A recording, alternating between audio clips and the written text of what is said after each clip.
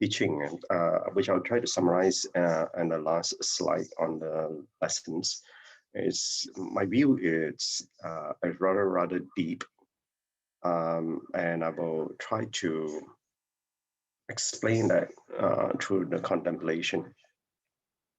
All is permanent, impermanence, all is impermanent, arising and ceasing as time flows on.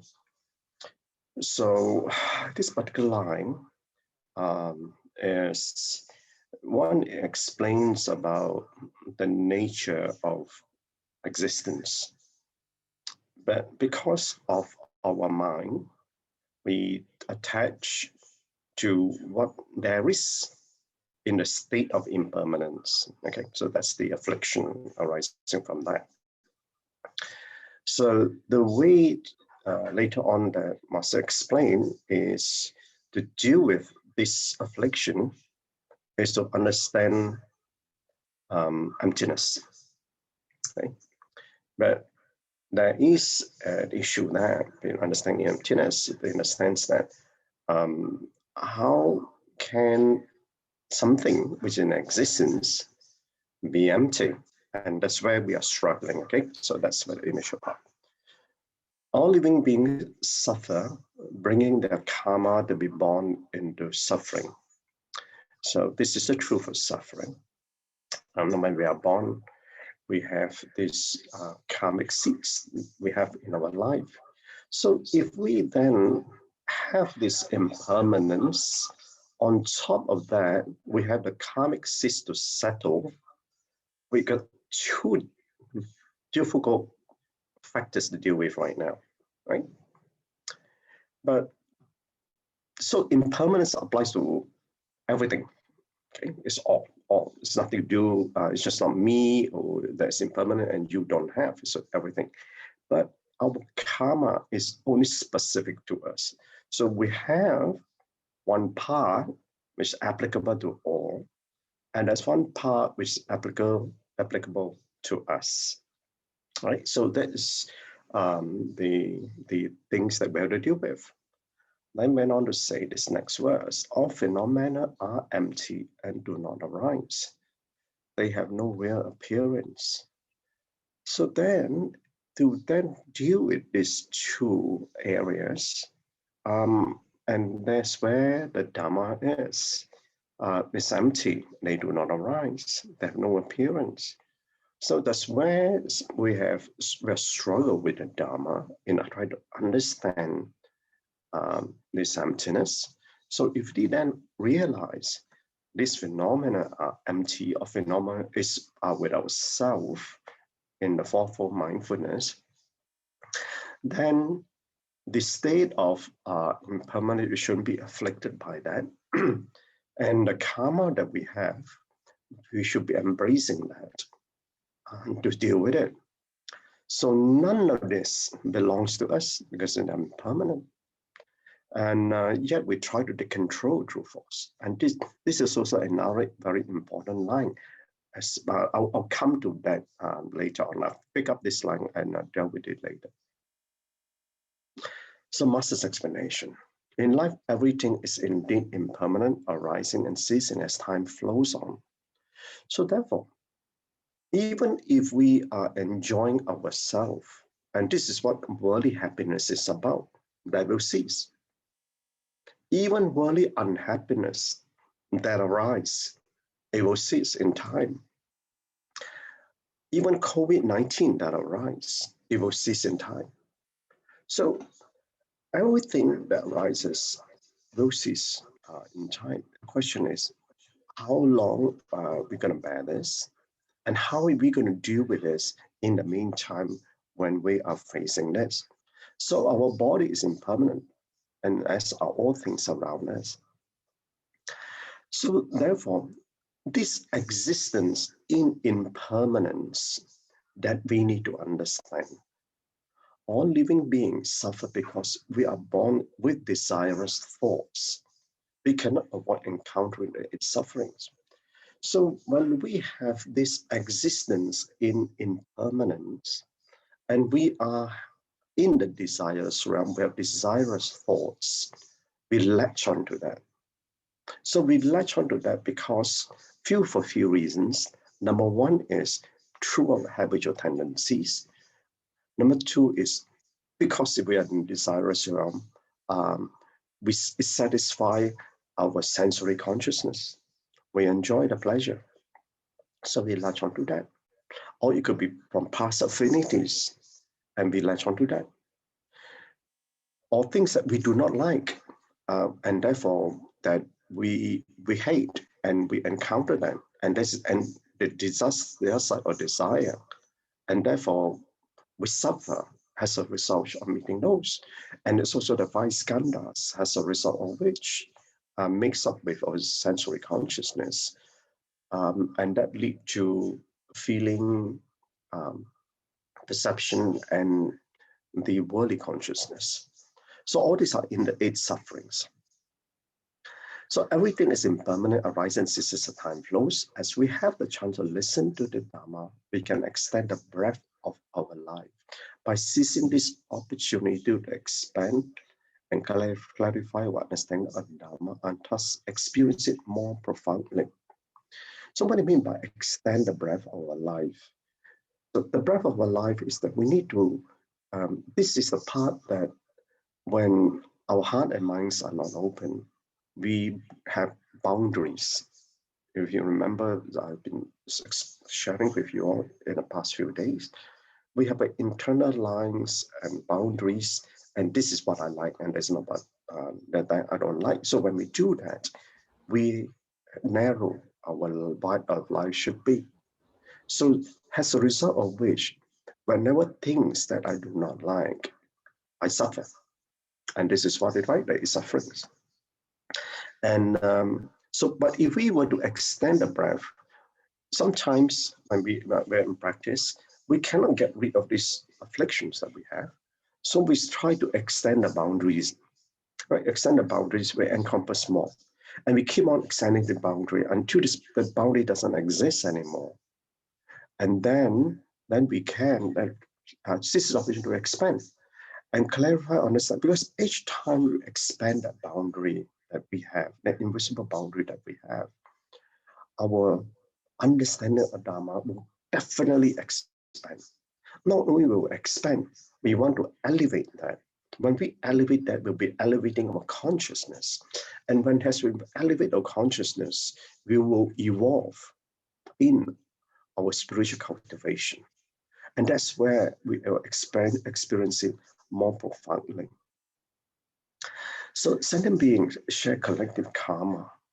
We just want to live in comfort and do not want to bend over and use our hands to clean up the environment. And so there are a lot of inventions that have been going on, and we and through our ways of wanting to outbeat the competitors, we will expand more and more, and then we get more money, we enjoy ourselves, we live in comfort, and not mindful at all in how we impact the environment. So obviously this will always lead to calamities we have to face, and this is the collective karma that we all have to face. So it's not just about the businessman or the producers producing those goods, but we are the consumers too. So we also bear the brunt of this collective karma. And so we can't say that, oh, that producer is greedy or this, and therefore that's what we have to face. But we are the consumers too, because without consumers, then the production wouldn't arise. That's the demand and the supply. And that's how it works in these worldly ways. So Master went on to say, within the next 15 years, if you do not, I'm just curious why Master mentioned about 15 years, because this was told, explained about 5 years ago, if I'm not mistaken. So this will fall in about 2030, right? So if we don't begin to clean the environment, the problem of climate change will become very serious. Disasters will occur more frequently, the winds will get stronger, the rains will get heavier, earthquakes will even grow stronger. So these are some of the calamities we will be facing if we don't do something about climate change. And obviously there are various initiatives that's being done at the moment. And I'm glad that obviously the biggest economy in the world, the United States, and the new President Joe Biden has actually made a commitment that he'll go back to the Paris Accord. So infinite meaning. So this today is about the middle way and the infinite meanings. So unconditioned Dharma does not arise or cease because it is comprised of true principles. So unconditioned Dharma is the absolute truth. So absolute truth has been there since the beginner's time. So therefore, it doesn't, this doesn't change, doesn't rise, doesn't cease. So what about conditioned Dharma? Conditioned phenomena are created by humans when they bring causes and conditions together. So when it's conditioned phenomena is that it's our existence in impermanence. So when causes and conditions arise, we create that phenomena, and it's all obviously and it's all manifestation from us. But in reality, in truth, I won't use the word reality, in truth, all phenomena are empty and do not arise. So if then relate back to the Heart Sutra, the Heart Sutra says, form is emptiness, emptiness is form. Form is no other than emptiness, emptiness is no other than form. So it is humans who have taken unconditioned Dharma and turned it into conditioned phenomena. So, and anything that is conditioned has an appearance and is man-made. And so obviously, how we invent things, it could be in terms of people, it could be matters and in objects. And it will exist so long as the condition is there. But the moment condition is no longer there anymore, that it will cease. Now this line here, I purpose put this line, and this is especially for all parents and more so for Sister Riani. So nothing belongs to us, yet we try to take control by force. Okay, now obviously this particular line, I say nothing belongs to us, so we can understand that, you know, at the end of the day, we come in this world with nothing. When we die, we take not, we do not take anything with us, but only thing difference is the only thing that follow us, we don't take it with us, but thing that will follow us is our karma. Now, when I say nothing belongs to us, I want, especially, I know when I sometimes try to explain this to people, it's not easy. Even our children do not belong to us. I mean, we must understand that. Okay, but parents, but it's very difficult for parents to understand this, because if we understand the Dharma, children are beings like you and I. Robert doesn't belong to me. If Robert, I could be the son of Robert, previous lifetimes. But the thing is, but this affinity that we have now is different, isn't it? But children come to us because there is an affinity. So we need to understand what is that affinity. And that affinity, like I said, there are only three that we must understand. One is that we learn the lessons from our children, or the children learn the lesson from us. Number two is a debt to repay. Number three is the responsibility for us to fulfill. So, and for the Chinese culture, because it's so much, the philosophy is so much based on Confucius, especially for respect for elders and filial piety, this relationship of fulfilling the responsibility is so-called natural to us. We've been brought up that way. Okay, so that third one, that so we take care of our children, but when they grow old, they should take care of us. But obviously, there are many cases that does not happen the way it should. But that philosophy is fairly well understood. And even for the karmic debts to repay, I think generally, I'm not saying all, but generally it's also understood.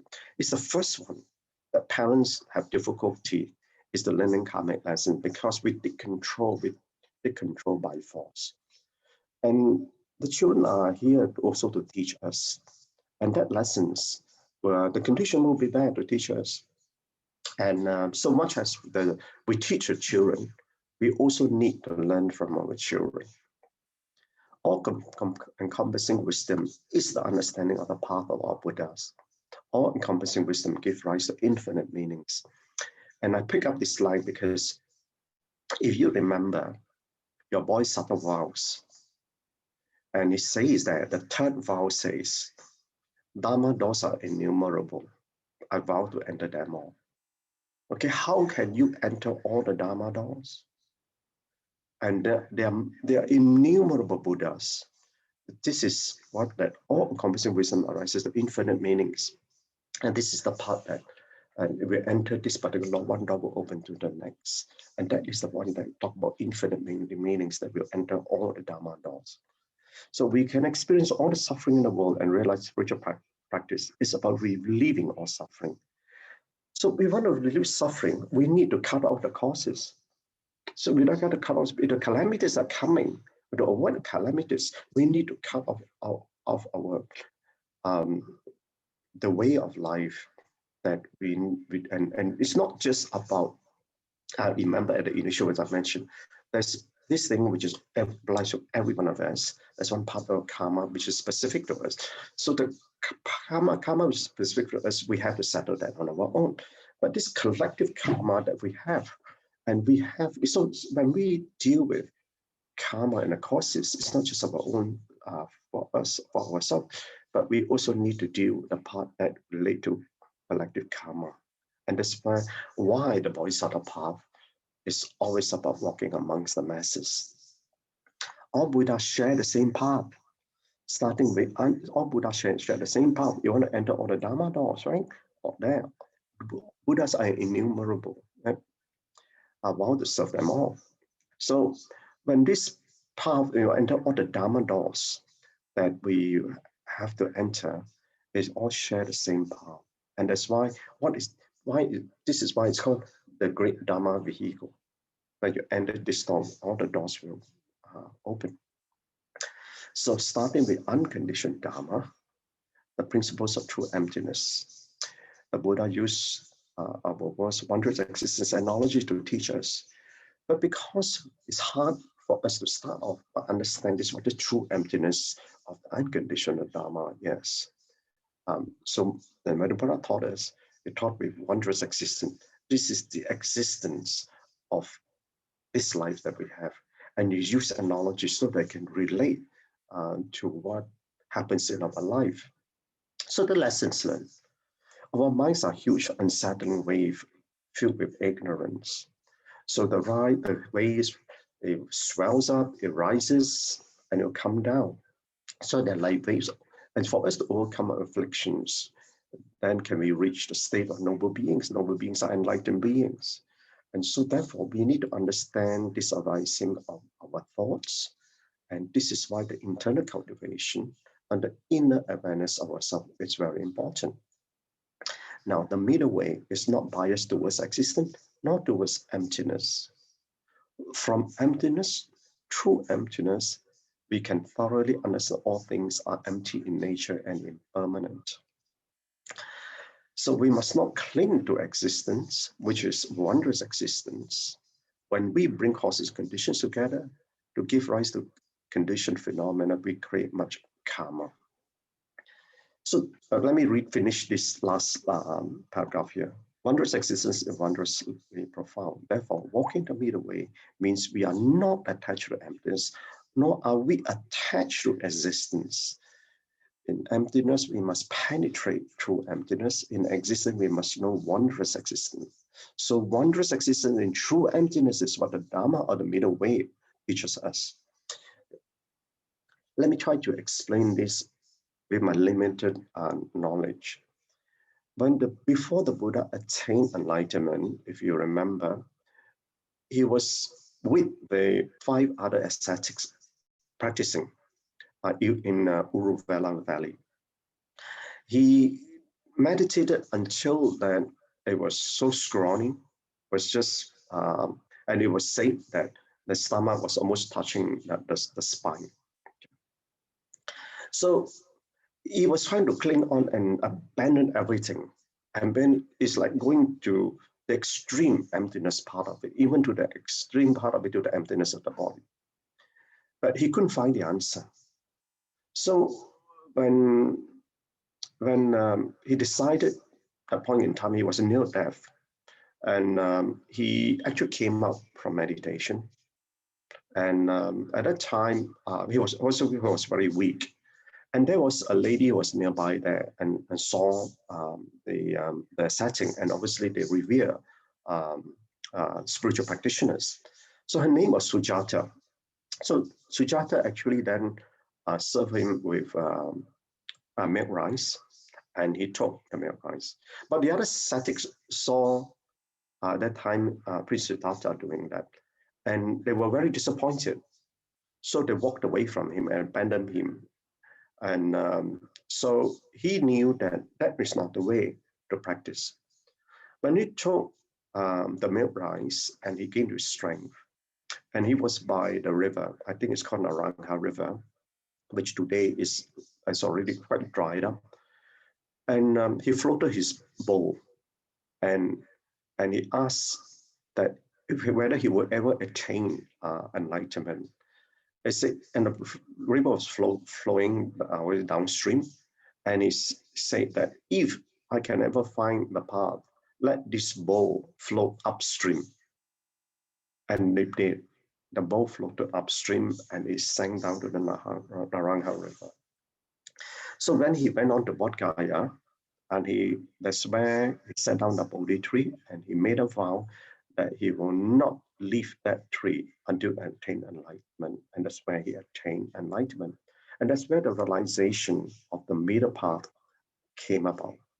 So he knew that then really, on the one hand, you see, when I try to explain about emptiness, and just for the extreme part where the Buddha meditated until he was so scrawny to the extreme emptiness, he couldn't find an answer. So when I try to explain this about emptiness, you see, some people would say, well, it's emptiness, so I don't bother to do anything. So why should I just be a hermit, or everything I see, anything that somebody asks to do is emptiness. You see, that is an afflicted understanding of emptiness. There was a very great master called Bodhidharma. He went from India to China, and Bodhidharma is a Zen practitioner, and he was one of the great founders of Zen Buddhism or Chan Buddhism. And he taught a lot about emptiness. So one day, one of the spiritual practitioners said, so what's so great about this? Is, I know about emptiness form, emptiness form. So Bodhidharma just gave him a slap. And I said, why we slap it? But you say it's emptiness. You don't have any sensation. So, because it says that if form, feeling, and all the five senses are in emptiness, why do you feel the pain? So therefore, that's a part that we need to then understand existence. So this is what the middle path is about, that we realize that this is existence, what is meant for this existence. That is the reason why I shared with you all earlier, to understand the purpose of life, to understand the purpose of this temporary existence that we have. And that temporary existence, when you understand that, that is a wondrous existence. But before you can understand existence, but to understand the wondrous existence, you need to understand emptiness first. It's only from emptiness you understand wondrous existence. Then therefore, wondrous existence in the true emptiness is what the middle way teaches. I'm not sure whether I confuse you, but here is more confusion in the contemplation. Wondrous existence is the non-existence in existence. It is the emptiness in the phenomena of things. Here you find emptiness of existence, the conditions and its phenomena. And that means despite what the conditions they meet, despite what the phenomena there is, that is where we can delve into unconditioned Dharma. There is no sadness, neither is there happiness. There is no bad, neither there is good. There is no right, neither there is wrong. There is no turmoil, neither there is worldly peace. There are no differences, neither are there similarities. So the duality does not exist. This is the way it truly is for you grow in consciousness of wisdom. So on relationship, this is about higher relationship. Life is indeed a wondrous existence for one who walks the path in the know, growing and evolving to refine the realization of wisdom. So this wondrous existence, when we realize that's what that we have in this life, then growing and evolving to refine the realization of the wisdom, which I just explained at the initial verse. So when you ascend the mountain, your old view will take shape of a greater view, right? Don't we? So if you climb the mountain, you see a bigger picture. And that's where we extend our boundaries. The new view with the extended boundary will give you a higher perspective. Such is the highest perspective of growth in spiritual insights. Okay, thank you, brothers and sisters. Gan En so much, Brother Chin. Truly wondrous confusion in the path of enlightenment. Yeah, I think your sharing. By the way, Brother Chin, when did you started to share this Poshin Fasang sharing? Just to recall. Sister Tzu Chi, I think I went to, it was on Saturday, I went to Sri Dhammasala, that was in the morning. On March, is it February? Or something like February, March. March, yeah. I think February, March. And, but then, the weekend sharing with, wasn't a sharing, it was more listening to Brother Joe.